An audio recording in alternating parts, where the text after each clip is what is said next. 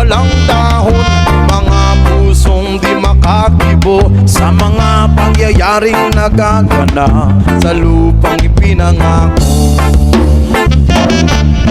Mula nang makita ko ang lupang ito, nakita ko rin ang munting apoy sa puso ng tao.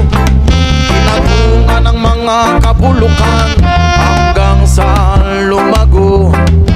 Ngayon ang puso'y may takot sa lupang ipinangako. Lapit mga kaibigan at makinig kayo, ako'y may dala-dalang balita galing sa bayan ko.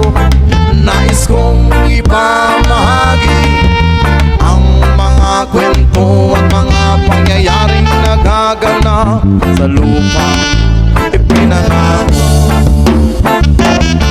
Dati-dati ang mga bukid ay kulay ginto.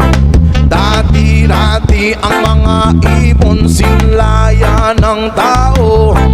Dati-dati ang katahimikan, ang musikang nagpapatulog sa mga batang walang muwang sa mundo.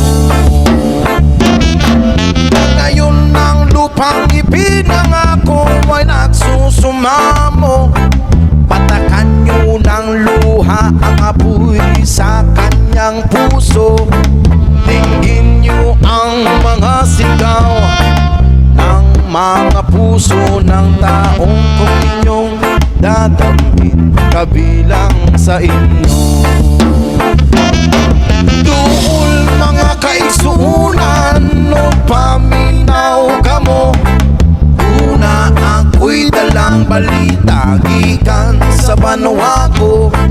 Gusto ko nga ipahibalo ang mga istorya nga nagakahitabo sa banwang Senado. Lapit mga kaibigan at makinig kayo, ako'y may dala-dalang balita galing sa bayan ko.